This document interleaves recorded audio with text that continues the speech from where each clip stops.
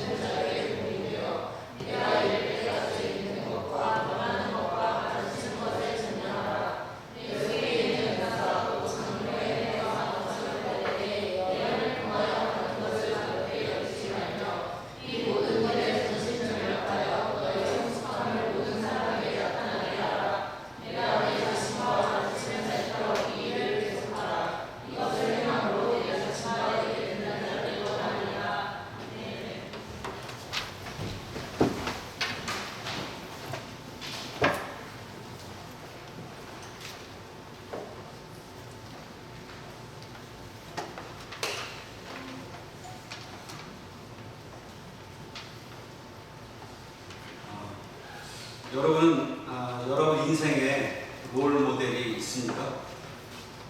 자기가 닮고 싶은 사람, 본받고 싶은 사람, 또는 그분의 제자가 되고 싶은 그런 분이 있습니까? 저는 한 20여 년 전부터 생각해온 분이 두 분이 있습니다. 첫 번째 한 분은 오카노 목사님이고, 한 분은 오카노 목사님이고, 두 번째 또 한 분은 원동현 박사님입니다. 여러분이 아실지는 모르겠는데 나중에 한번 인터넷 검색해보세요. 저 오카노 목사님은 제가 처음 신앙생활 할 때 저를 신앙적으로 이끌어주셨던 영적인 아버지이십니다. 물론 몇 년 전에 돌아가셨습니다. 그리고 원동현 박사님은 5차원 전면교육을 통해서 저에게 교육과 선교에 대해서 눈을 뜨게 해주신 그런 분이십니다. 원동현 박사님께 교육도 많이 받고 또 강연할 때 많이 따라다니게 되거든요. 그래서 함께 했던 시간이 저에게는 참 귀한 시간이고 영광이었고 참 유익한 그런 시간이었습니다. 저분의 비전이 한민족 교육 공동체를 세우자 그런 비전이 있었는데 교육을 통해서 디아스포라에 있는 우리 한민족 그들을 교육을 한 공동체를 만들어서 세계 인류를 섬겼으면 좋겠다. 물론 그 이면에는 이분이 장로님이고 선교사님이라서 선교하겠다는 복음을 전하겠다는 그런 저희가 깔려있는 그런 비전입니다.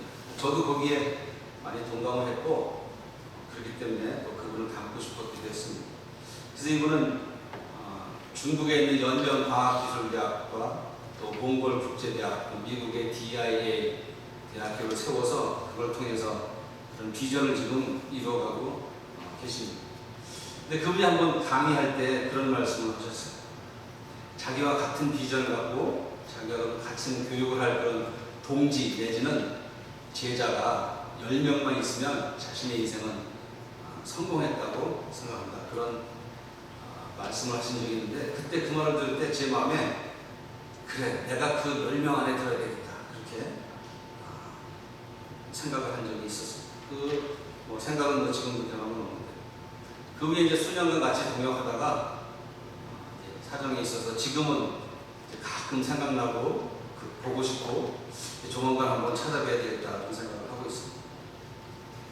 그분의 그때 영향으로 지금까지도 제가 다음 세대 우리 청소년 아동들을 신앙과 실력을 겸비한 그런 인재들로 기르고자 하는 그런 꿈을 계속 갖고 지금까지 20여 년 동안 지금 계속 하고 있습니다.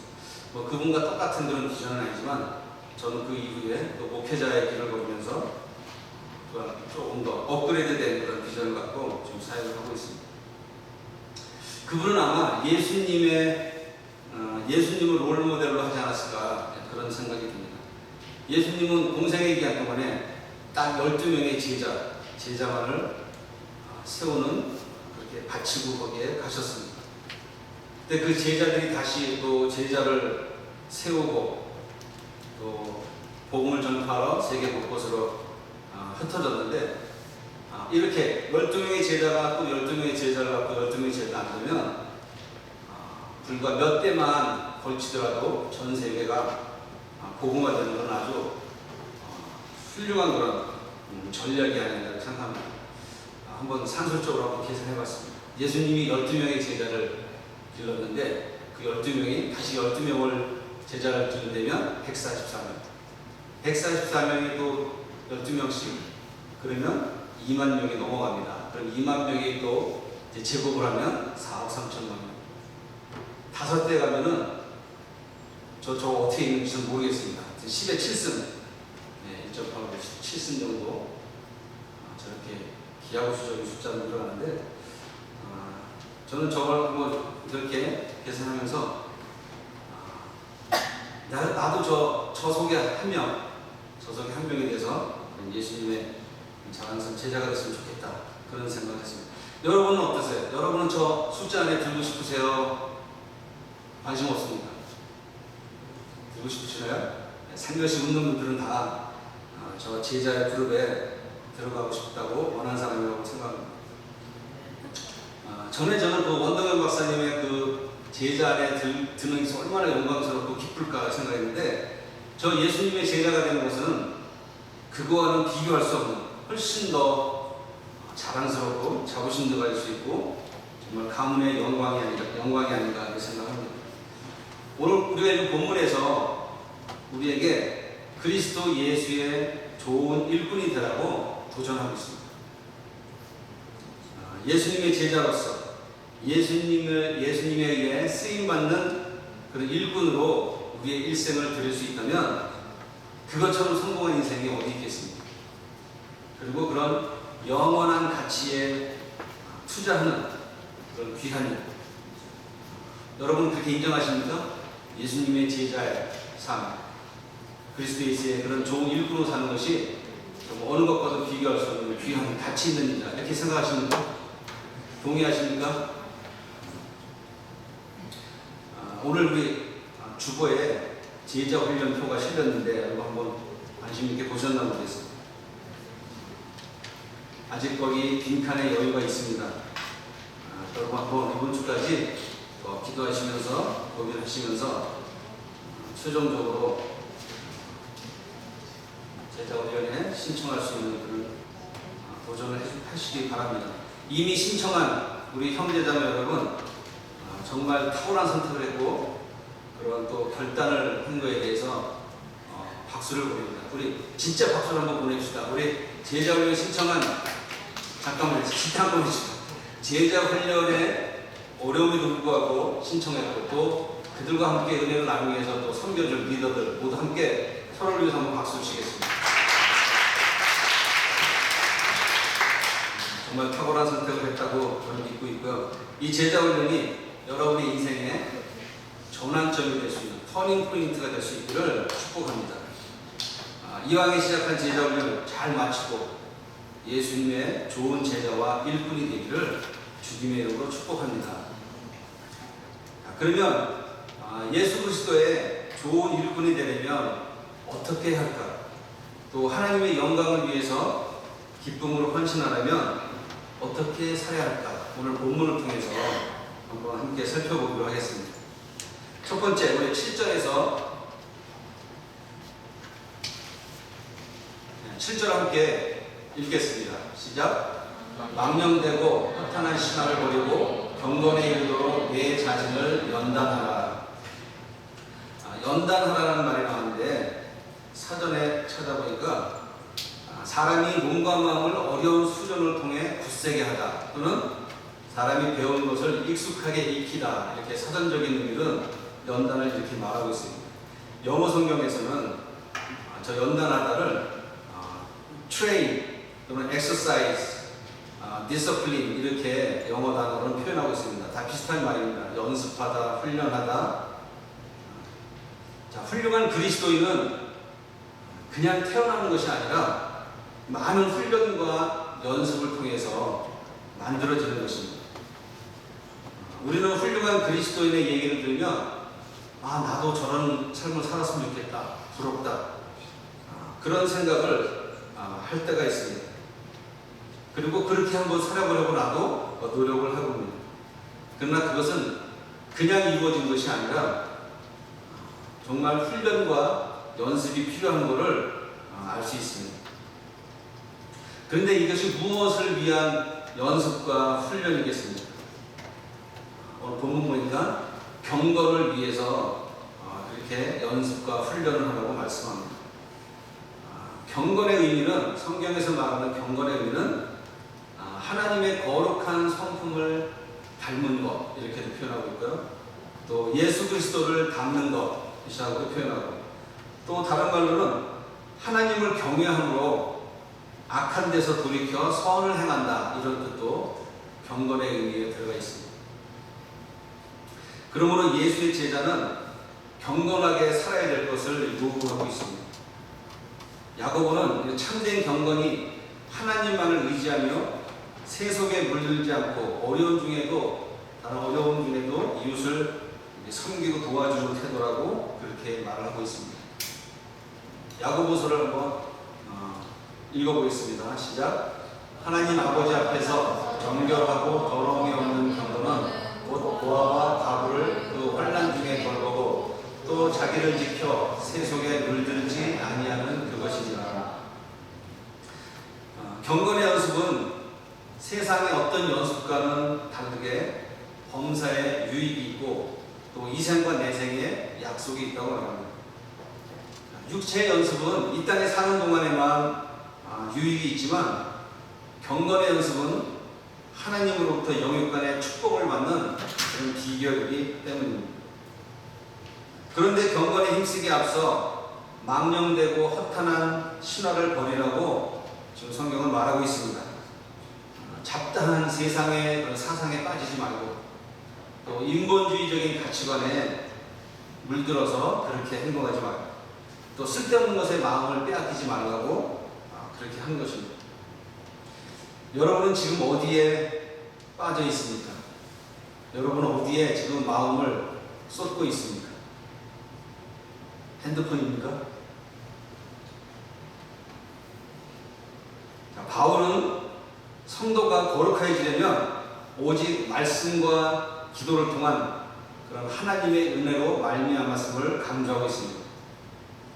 말씀과 기도를 통해서 하나님 앞에 내가 죄인임을 회개할 때 비로소 우리가 죄 씻음을 받고 또 거룩하다고 인정받을 수 있는 것입니다. 즉 인간의 어떤 노력이나 금욕적인 자기 수양으로 구원을 받는 것이 아닙니다.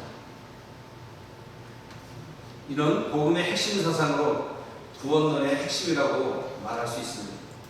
그러므로 성도는 말씀의 어떤 교훈에도 말씀 외의 어떤 교훈에도 마음을 빼앗겨서는 안 됩니다.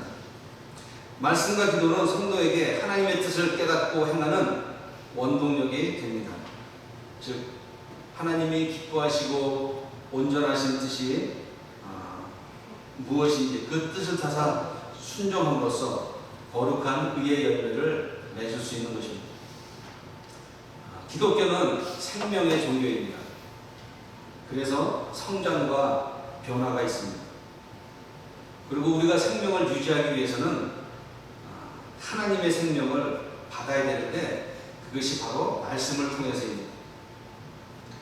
우리의 생명과도 같은 이 말씀을 규칙적으로 먹지 않으면 내 안에 풍성한 생명을 누릴 수가 없습니다. 우리 육신을 위해서 음식을 먹듯이 밥을 먹듯이 우리의 양식으로 영의 생명을 유지하기 위해서는 하나님의 말씀이 반드시 필요하다는 것입니다. 또 성도는 하나님의 자녀로서 하나님의 나라에서뿐만 아니라 이 땅에 살아가는 동안에도 언제나 하나님께 주시는 그런 풍성한 복을 또한 받아 누려야 합니다.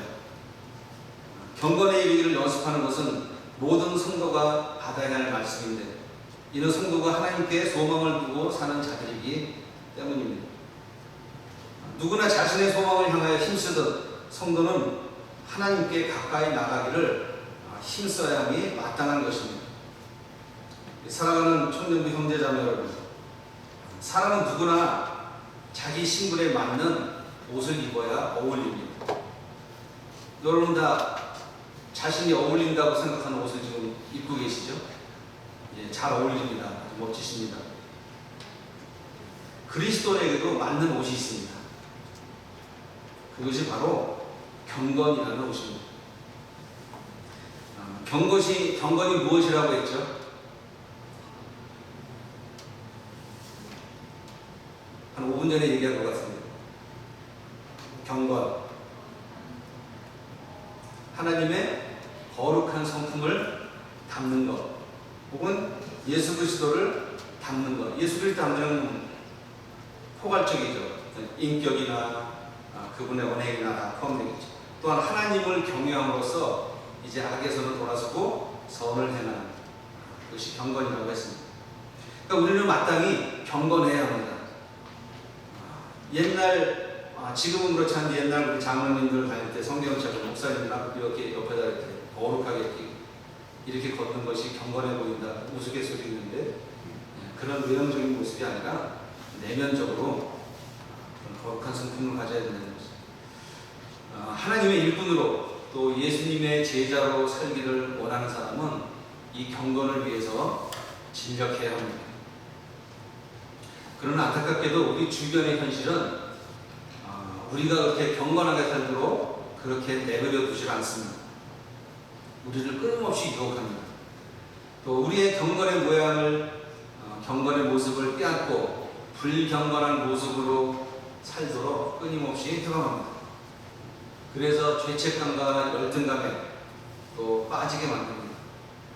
그러다 보니까 그리스도인의 그런 경건의 능력이 나타나질 않습니다. 이것은 진정한 그리스도인의 모습이라고 말할 수가 없는 것입니다. 전도할 때 전도를 받는 사람들의 제일 많은 반응 중에 하나가 교회 다니면 누구누구 꼴보기 싫어서 교회 못 나가겠다고 그렇게 그리스도인에 대한 실망이나 적대감이나 그런 반발 때문에 교회를 못 나가겠다는 대답이 의외로 많다고 합니다. 그는 무엇을 말하는 겁니까? 그리스도인들이 경건한 생활을 못하고 믿지 않는 자들에도 경건한 모습을 보이지 못했기 때문에 그 능력이 나타나지 않는 것입니다. 사도 바울은 말세의 때를 이야기하면서 그 특징 중에 하나를 이렇게 말합니다. 경건의 모양은 있으나 경건의 능력을 부인하는 자니 이 같은 자들에게서 내가 돌아서라, 이렇게 말합니다. 바울은 이 시대에 경건한 삶을 살고자 하는 사람들에게 이렇게 경고합니다. 무릇 그리스도 예수 안에서 경건하게 살고자 하는 자에게 핍박이 있으리라. 경건하게 사는데 항상 형통하고 순풍에 돛단듯이 인생을 살면 얼마나 좋겠냐면 현실은 그렇지 않습니다. 핍박이 따라오죠. 그래서 우리의 경건은 그냥 이루어지는 것이 아니라 값비싼 대가를 요구합니다. 그것이 바로 핍박이라는 것입니다. 우리가 하나님의 말씀을 따라 살려고 할 때 세상은 그것을 용납하지 않습니다. 경건한 삶은 우리에게 많은 절제와 또 인내와 그런 온유를 필요로 합니다. 그래서 바울은 싸우라고 이렇게 말하고 있습니다. 두 번째, 우리가 좋은 일꾼이 되기 위해서는 12절 같이 읽겠습니다. 넘어가요. 시작. 누구든지 내 연소함을 업신여기지 못하게 하고 오직 말과 행실과 사랑과 믿음과 정결에 있어서 믿는 자에게 본이 되어. 바울은 디모데에게 누구든지 그의 연소함을 업신여기지 못하게 하라고 그렇게 명하는데, 이는 목회자로서 영적인 권위를 세울 것을 지시한 것입니다. 디모데는 나이가 어렸습니다. 그래서 나이 많은 연장자들이 조금 우습게 여기고 좀 업신여길 그런 우려가 있었습니다. 그러나 목회는 인간의 권위로 하는 것이 아니라 하나님의 능력과 하나님의 권위를 덧입혀서 하는 것입니다. 디모데는 영적인 지도적으로 성도들을 잘 양육해야 했습니다.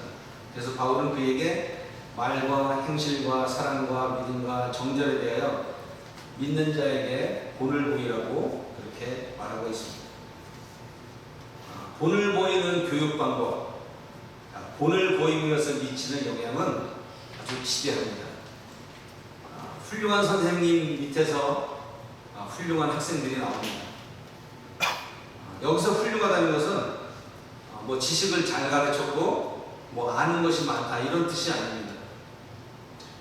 성품이나 행동에서 본받을 것이 많다는 것이 훌륭하다는 것을 얘기합니다.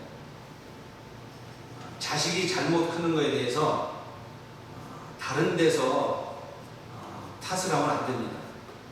그 자녀가 누굴 보고 배웠겠습니까? 가정 안에서 부모님을 보고 배웠기 때문입니다. 걔 엄마가 걔 자식에게 똑바로 걸으라고 요구합니다. 그런데 그 걔 자식은 옆으로 걷습니다. 그것을 탓합니다. 그럴 수 없는 것이죠. 뭘 보고 배웠겠습니까? 물론 유전자도 있겠지만 태어나면서도 본 거는 그 엄마가 옆으로 있는 것을 보고 배웠기 때문입니다. 신앙의 본을 보이는 여러분이 되기를 축복합니다. 아멘. 신앙의 영향력으로 한 영혼을 구원에 이르기까지 또 예수 그리스도의 제자로까지 세울 수 있는 그런 은혜가 있기를 주님의 이름으로 축복합니다.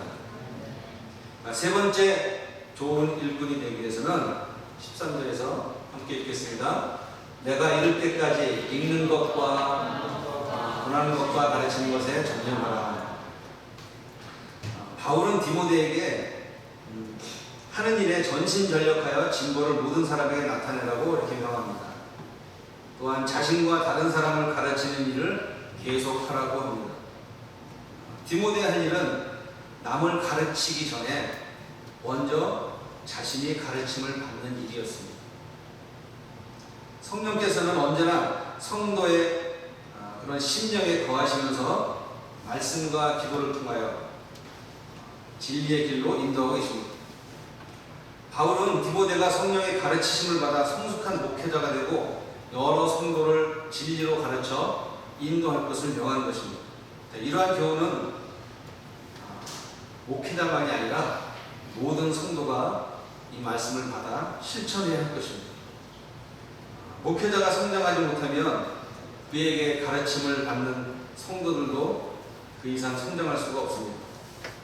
그러므로 가르치는 자는 항상 영적으로 성장함으로써 맡겨진 양떼를 진리로 더욱 강하게 성장시킬 수 있는 것입니다. 자, 이번에 하나님의 은혜로 제자 훈련을 정말 대대적으로 이제 시작합니다.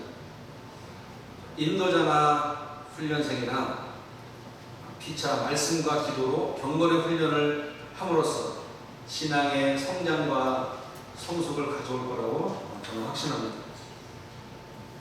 그동안 신앙적으로 좀 답답했고 또 고민하는 것들이 성령의 도우심으로 해결되고 또 신앙의 기초를 튼튼히 세우는 그런 기회가 될 것이라고 기대합니다.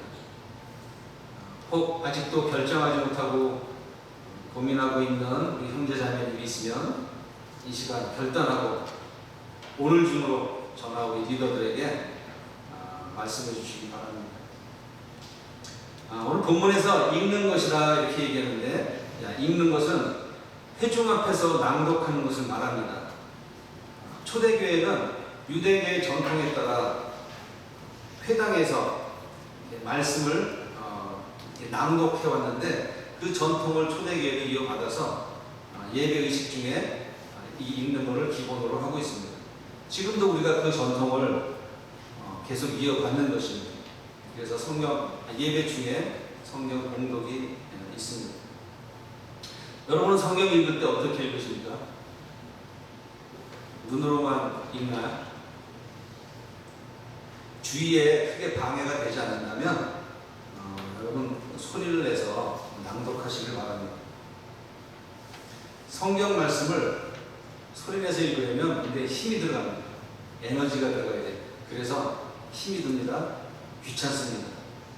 그리고 성경을 소리내서 읽어야 되는 중요성이나 그 효과에 대해서 잘 모르기 때문에 그렇게 많이 읽지는 않습니다. 하나님의 말씀은 글이 아니라 말씀입니다. 성경책은 말씀을 다만 글로 옮겨 적었을 뿐입니다. 그러면 하나님 말씀을 다시 재현하려면 소리내서 읽어야 됩니다. 소리내서 읽는 걸 들어야 됩니다. 내가 읽는 게 제일 좋습니다. 눈으로도 읽지만 그 소리를 내가 다시 들을 수 있기 때문에 그것이 하나님의 음성으로 들릴 수 있습니다. 말씀을 소리내서 읽을 때 그 말씀의 능력을 체험할 수도 있습니다. 또 더 잘 깨달을 수도 있고 또 더 지혜로울 수 있습니다. 이거는 과학적으로도 증명이 됐습니다. 소리가 귀에 통해서 뇌를 자극하면 뇌도 많이 활성화가 되고 두뇌도 자극을 받아 좋아집니다. 말씀을 매일 읽을 때 소리내서 읽으시길 바랍니다. 예수님의 제자가 되는 그리고 그리스도의 좋은 일꾼이 되는 첫 걸음입니다.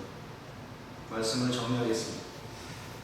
누구나 세상에 태어나서 한 번뿐인 인생을 살다 갑니다. 두 번 사는 사람 없습니다. 그러면 이렇게 유일하다는 것은 희소성의 가치에 따라서 돈으로 환산할 수 없는 그만큼 귀합니다. 그렇다면 여러분 이 귀중한 인생을 어떻게 살아야 하겠습니까? 무엇을 위해 살아야 정말 잘 사는 것이겠습니까? 진지하게 고민해 볼 필요가 있습니다. 내가 선택해서 온 인생, 그런 인생을 사는 사람은 한 명도 없습니다. 나를 보내신 이의 뜻이 있기에, 목적이 있기에 우리는 이 세상에 왔습니다. 그렇다면 이 세상에 사는 목적이 보낸 분의 뜻에 맞고 보낸 분의 목적에 맞게 사는 것이 가장 잘 사는 것입니다. 오늘 말씀에서 그리스도 예수의 좋은 일꾼, 예수 그리스도의 제자의 삶, 이것은 하나님의 뜻이며 우리의 정체성임을 알 수 있습니다. 그렇다면 우리의 숙제는 이러한 신분과 목적에 걸맞게, 잘 맞게 어떻게 살아야 할 것인가, 이거에 대해서 우리가 해답을 찾아야 하는 것입니다. 그래서 오늘 말씀을 정리하겠습니다. 첫째는 세상의 풍조와 세상의 가치관을 따르지 않고 경건에 이르도록 우리 자신을 말씀과 기도로 끊임없이 연습하고 훈련해야 합니다. 두 번째, 오직 말과 행실과 사랑과 믿음과 정절에 있어서 믿는 자에게 본이 되어 신앙에 영향력을 끼쳐야 합니다. 그리하여 그들을 구원으로 인도하고 또 그리스도의 제자로 세우는데 쓰임받아야 합니다. 셋째, 읽는 것과 권하는 것과 가르치는 것에 전념하라는 말씀, 이 말씀에 순종하여서 자신은 말씀을 읽음으로써 그 말씀의 능력을 체험하고 또 말씀을 전하고 가르치는 일에도 전념해서 하나님의 뜻을 이루는 데 우리가 쓰임받아야 합니다. 3.1교회 청년 모두가 이 말씀에 힘써 순종함으로써 그리스도 예수의 좋은 일꾼이 되기를 예수님의 이름으로 축복합니다. 기도하겠습니다. 하나님 아버지 은혜를 감사합니다. 우리를 그리스도 예수의 좋은 일꾼으로 불러주시고 또한 그를 위해서 또 경건의 훈련을 해야 됨을 오늘 말씀을 들었습니다. 하나님 이 말씀에 순종케 하시고 우리의 한 번뿐인 삶이 하나님의 뜻과 목적에 맞는 하나님을 기쁘시게 하고 또 우리도 이 귀한 삶을 살아가는 모두가 될 수 있도록 인도하여 주시옵소서. 예수님의 이름으로 기도합니다.